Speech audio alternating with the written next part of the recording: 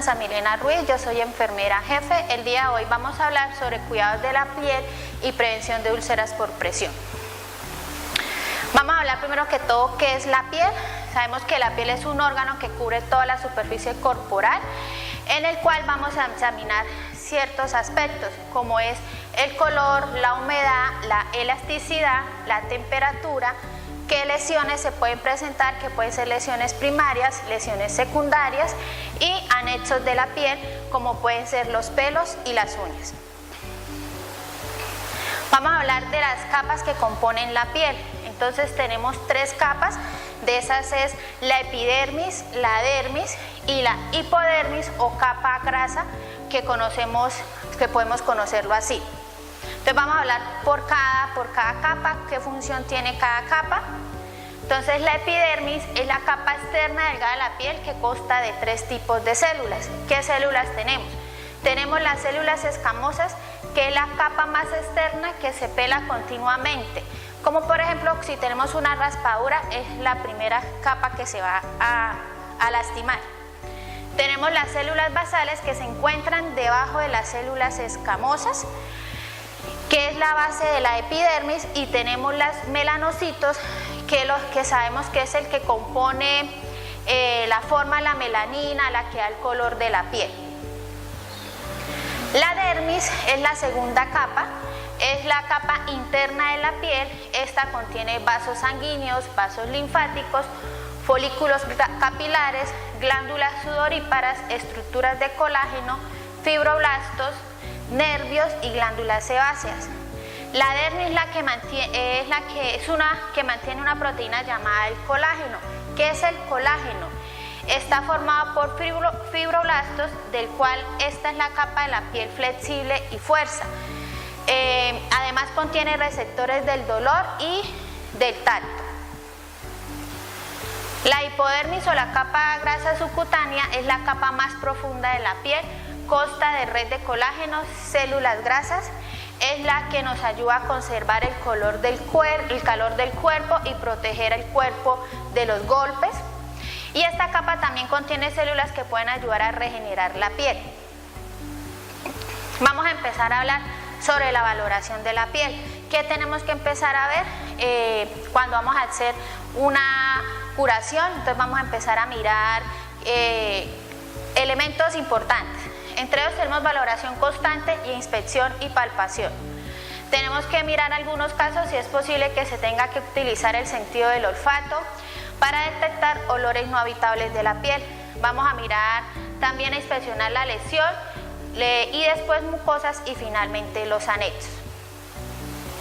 ¿Qué características vamos a mirar en esta valoración? Entonces vamos a mirar los tipos de lesiones, cómo está distribuida la piel, si tiene la forma, el tamaño, el color, la superficie, los bordes, el contorno, la consistencia, y también vamos a ver si presentan infiltraciones. En la inspección que vemos, vamos a observar, vamos a mirar color de la piel, el volumen de la piel, el aspecto de la piel, si presenta humedad, si tiene disposición de pliegues de flexión y aspectos especiales. Siempre tenemos que aprovechar los cambios posturales. Cada vez que hacemos un cambio postural tenemos que estar mirando si el paciente tiene algún enrojecimiento. Entonces, muy importante los cambios posturales. En la palpación, ¿qué vamos a ver? El grosor de la piel. Hay pacientes que sobre su piel presentan tumefacciones como bolitas, como masitas, entonces es muy importante siempre también tocar. Vamos a ver el flujo sanguíneo, vamos a mirar las uñas, si tiene palidez en las manos, en los pies, en alguna parte del cuerpo. La temperatura también es muy importante, sobre todo en la parte de los pies, si la paciente en lo que son los pies está frío, si las manos están calientes, también es muy importante la palpación. Si presenta sudoración y la sensibilidad. ¿Por qué la sudoración? Porque muchas veces hay pacientes que sudan mucho y eso lo que hace es acumular que, por ejemplo, digamos los pliegues de los brazos, los pliegues en las piernas, en en la parte inguinal, si tienen pañal, eso genera humedad y esa humedad puede generar lesiones a nivel de la piel. Entonces, muy importante es también estar mirando esa parte.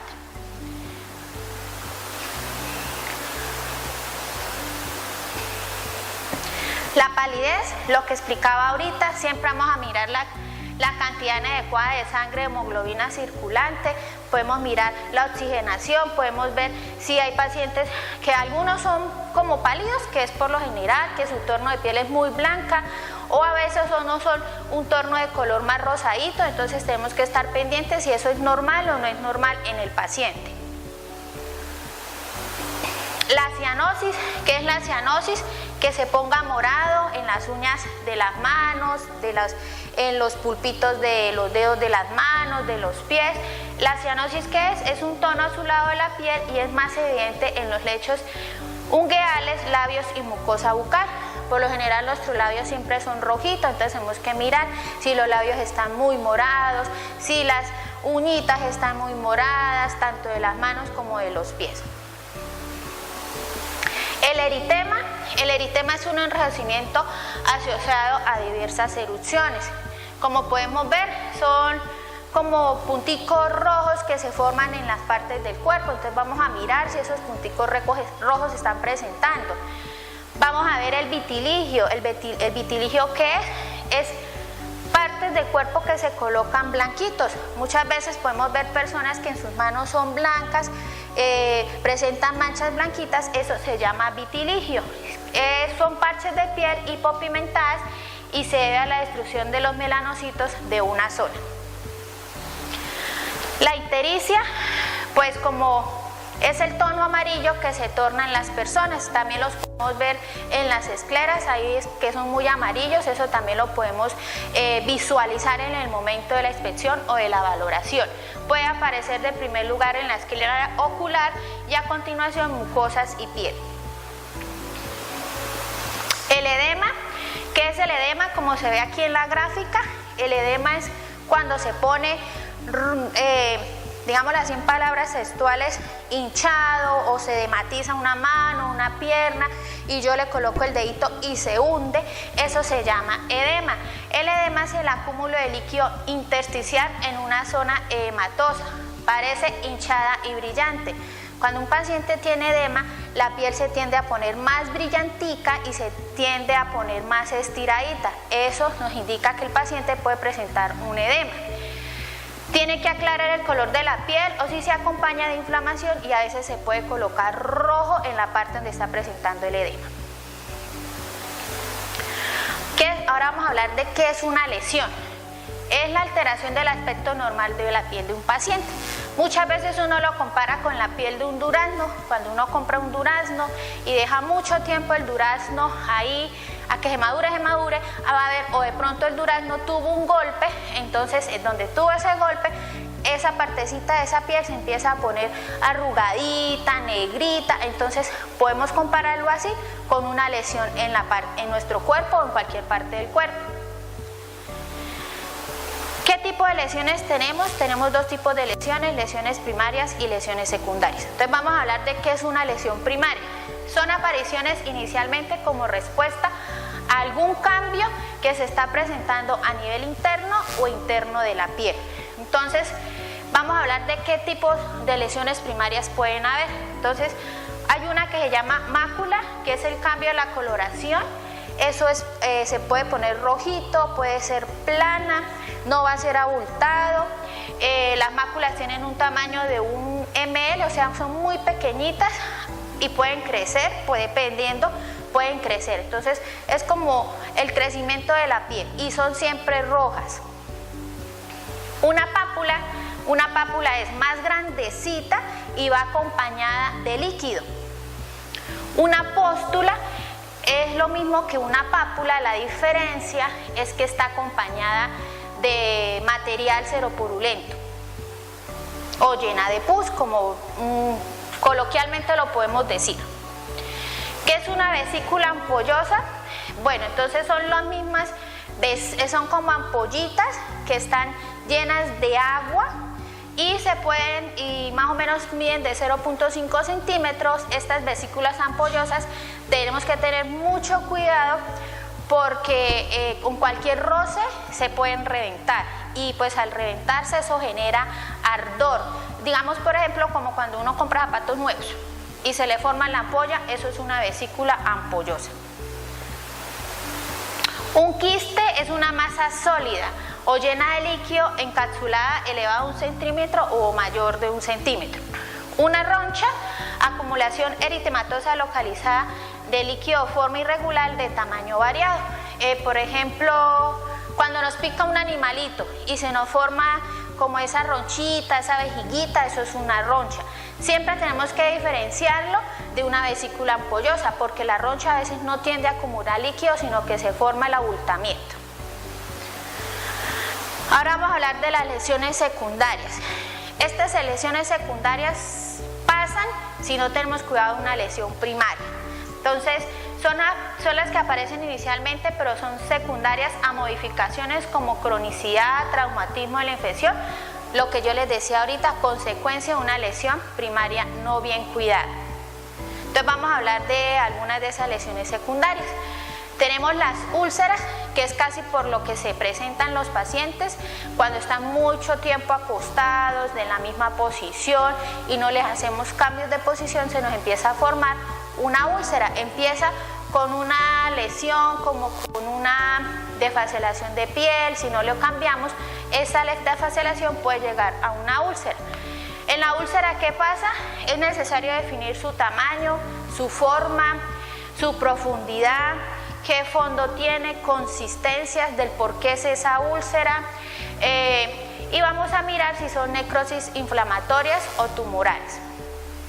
Una fístula son grietas en la piel y muy secas y afectan la epidermis. Fístula podemos decir que es la comunicación dentro de dos órganos, podemos decirlo así. Perdón, fisura, es que fístula, es una fisura. ¿Cómo podemos hacer una fisura? Casi por lo general las fisuras se presentan en talones de piel. Es como cuando se rasca o se abre la piel, eso es una fisura. Bueno, vamos a hablar cómo vamos a hacer una adecuada valoración de la piel. Ya conociendo qué vemos en la inspección, en el tacto, y vamos a diferenciar entre una lesión primaria y una lesión secundaria, vamos a empezar a hacer el procedimiento adecuado de la piel. Siempre tenemos que revisar las características, lo que yo les decía ahorita. Vamos a buscar un lugar apropiado donde haya buena iluminación. Primero tenemos que presentarnos al paciente, nunca vamos a llegar a desvestir al paciente sin saber qué es lo que le vamos a hacer. Vamos a explicarle qué le vamos a hacer, porque siempre tenemos que mantener la integridad del paciente, su privacidad. Como siempre, un correcto lavado de manos. Lo que decía ahorita, respetar la intimidad. Vamos a empezar a inspeccionar color de la piel. Vamos a inspeccionar si presenta alguna uniformidad en la piel. Vamos a mirar si presenta edemas, temperatura, calor, color, la localización. Vamos a revisar los pliegues cutáneos. Vamos a observar si hay alguna humedad a nivel de la piel. Vamos a comprobar la turgencia. ¿Cómo se comprueba la turgencia? Tocando.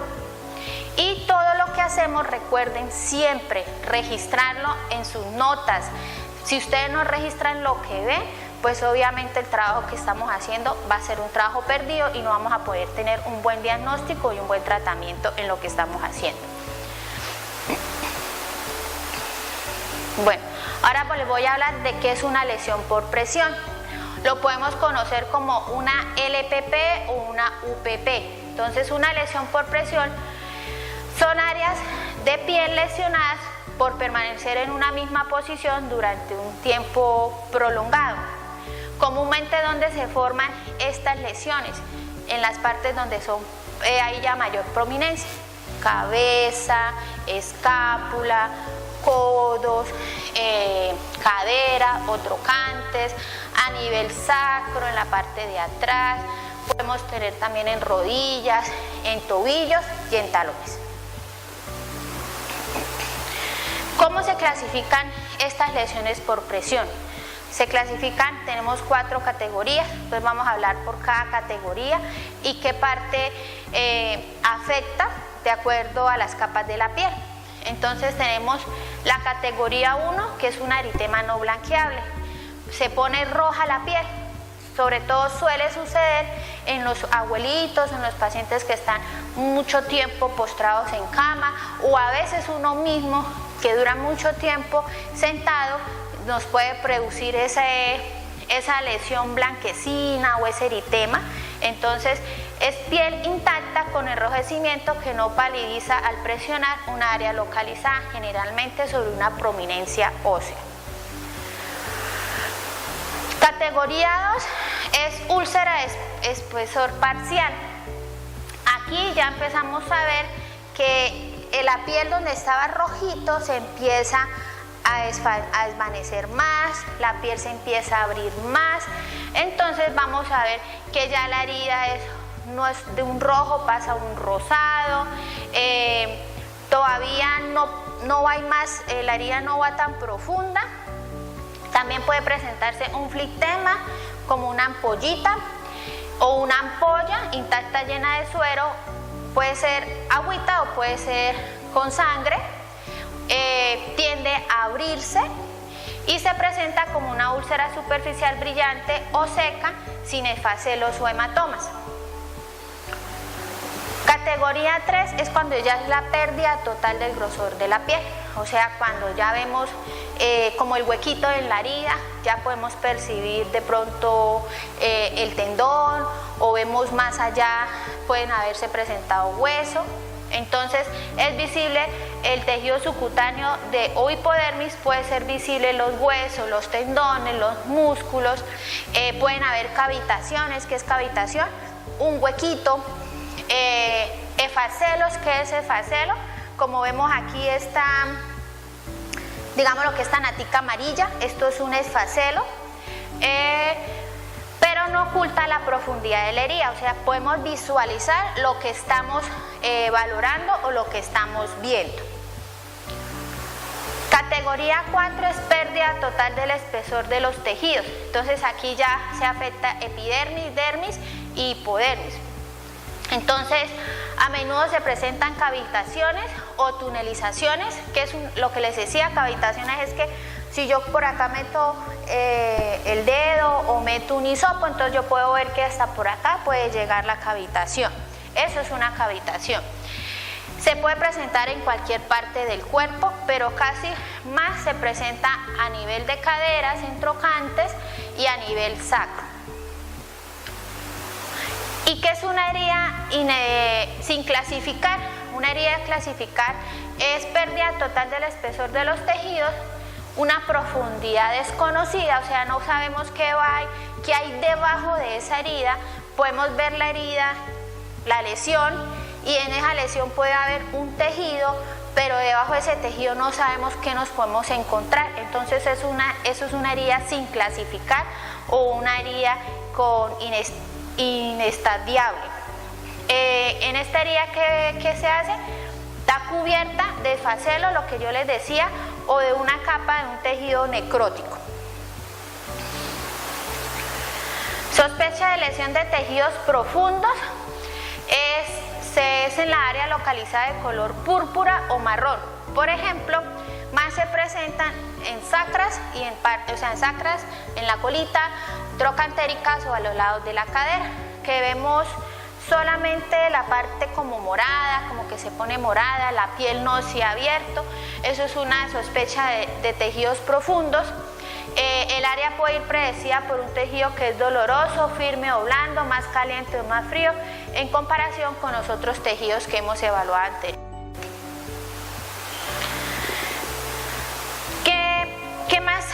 ¿Por qué más se pueden presentar las úlceras por presión o las lesiones por presión?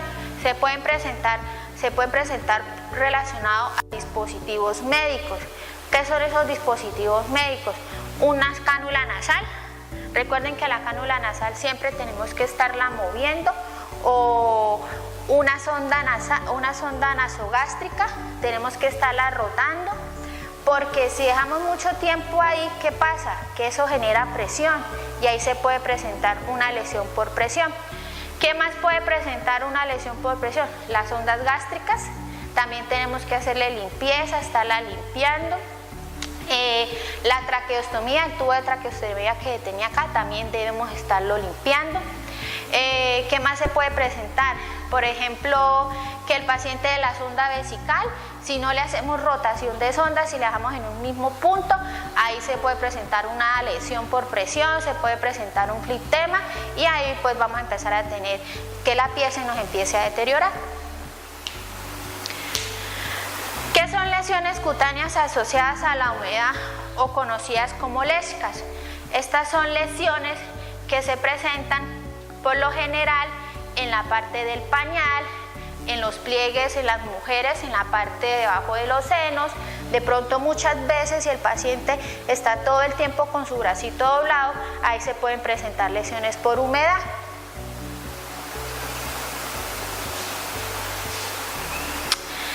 Las lescas o las lesiones por humedad no las clasificamos como una UPP, pero sí debemos tener claro que esto puede llevarnos a que se presente una lesión por presión o una UPP.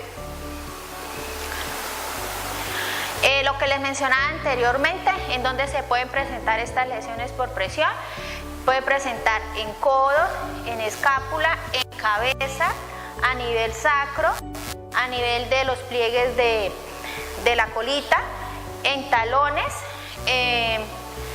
y si no hacemos cambios de posición, pues estas lesiones se pueden aumentar más. Siempre debemos tener mucha atención en las partes sacras y en los coxis y en los talones, que es donde más se presentan estas lesiones. Entonces, por favor, cada vez que usted haga un cambio de posición, revise. Que si usted ve que empieza a tener un enrojecimiento, actuemos desde ese momento y no dejemos que ese enrojecimiento llegue a pasar a mayor. ¿Qué medidas debemos tener o qué precauciones debemos tener para evitar que se presente esto? Por lo menos hacer cambios de posición cada 2 horas. Acá tenemos el reloj en el cual ahí nos indica cómo ir cambiándolo. Cambiar de posición no es que a las 2 horas lo puse para este lado y ahí lo voy a dejar 2 horas y espero y lo coloco boca abajo y a las otras 2 horas, boca arriba, perdón, y a las otras 2 horas vuelvo y lo coloco en la misma posición. No, tenemos que estarlo rotando porque no estamos haciendo nada y vamos a generar una lesión por presión. Algo muy importante, si presentan lesiones o tienen el inicio de que están presentando una lesión, debemos empezar a colocar acoginamientos, apósitos o hay unos parches que nos ayudan a prevenir esto. Como ya anteriormente les venía hablando sobre la valoración integral de la piel, muy importante la inspección. Eso es lo que nos va a ayudar a detectar de inmediatamente una lesión por presión. ¿Qué más podemos o qué más herramientas podemos usar para esta valoración? Tenemos una escala de Brahe. En sus libros siempre van a encontrar esta escala. Esa escala no tiene tanto difícil manejarla.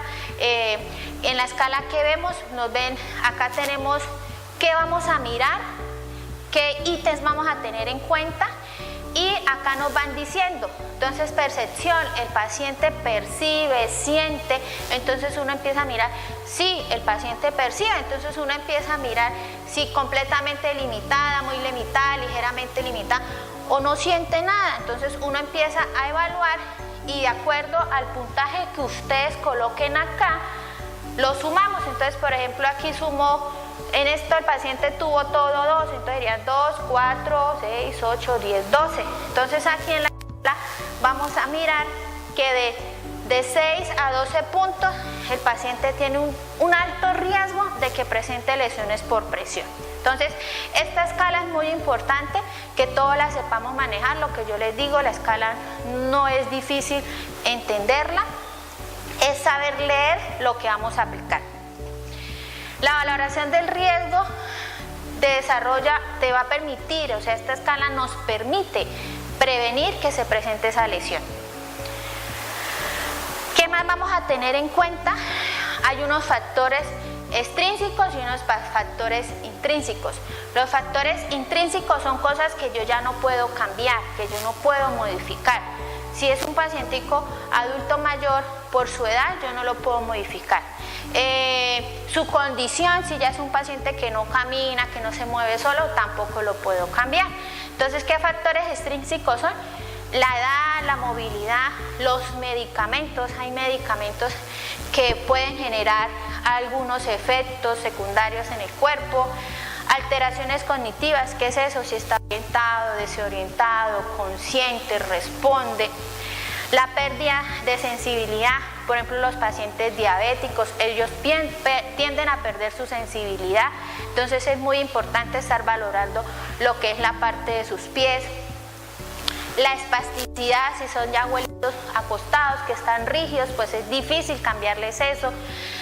La incontinencia, si son pacientes que ya usan pañal todo el tiempo, pues es difícil también cambiarle esto. Pero el hecho de que no se puedan cambiar no quiere decir que no las podamos evitar que se presenten. Factores extrínsecos, estos sí los podemos cambiar. La humedad, lo que yo ya les venía diciendo, estar siempre pendiente de los pliegues cutáneos, hacer un cambio de pañal frecuente, no dejarlo por mucho tiempo. La fricción que es, yo no puedo coger un paciente cuando voy a trasladarlo, arrastrarlo, no, porque eso genera roce, eso genera una lesión. Sujeciones mecánicas, por ejemplo, si tienen una sonda, hacerle la rotación, no dejarla todo el tiempo en el mismo sitio. La inmovilidad, pues siempre tenemos que hacer cambios de posición. El uso de dispositivos sanitarios, lo que yo les explicaba ahorita de las ondas. El entorno social, es muy importante educar a la familia en la parte de la alimentación, en que ellos también se interactúen con el paciente, que ayuden a saber cómo es el cuidado del paciente. Y los hábitos, pues si es un paciente, digamos, diabético, que fuma, que no tiene cuidado de su alimentación, pues obviamente no vamos a poder tener un control en eso y las heridas se les pueden llegar a complicar. ¿Qué más vamos a tener en cuenta para prevenir estas lesiones? La alimentación. Es muy importante que si el paciente tiene una valoración por nutrición, llevar las indicaciones que da el nutricionista. Si no hay una adherencia a eso que el nutricionista, pues va a ser muy difícil que una herida se sane rápidamente o que su proceso sea más rápido. Entonces sí es muy importante la alimentación. Lo otro, lo que ya veníamos hablando, el control de la humedad, nos ayuda a evitar que aparezca una lesión por presión o una úlcera por presión. El manejo de la presión, nuevamente volvemos a siempre los cambios de posición. Yo puedo colocarle al paciente el talón de los pies bolsas con agüita, aplicarle todo temas por habidas y por haber, colocarle todos los cojines que se presenten, pero si no lo volteamos no estamos haciendo nada. Entonces siempre tenemos que tener en cuenta que si hay mucho tiempo haciendo presión en alguna prominencia, corremos el riesgo de que se presente una lesión por presión. Uso de superficies especiales para el manejo de la presión. Tenemos muchos dispositivos o elementos para evitar que eso se presente. Por ejemplo, si tenemos un paciente postrado en cama, pues se encuentra en la cama hospitalaria, su cama tiene su cojín antiescaras. Eso nos puede ayudar, más no a evitar. Tenemos las sillas de ruedas. Esas sillas también tienen sus cojines, que el cual ayudan a evitar que el paciente se le presente zonas de depresión. Si ustedes conocen, por ejemplo, los cojines antiescaras o las colchonetas antiescaras, formas no son rígidas, sino que tienen abultamientos. Entonces eso ayuda a dispersar o a mantener equilibrado la presión.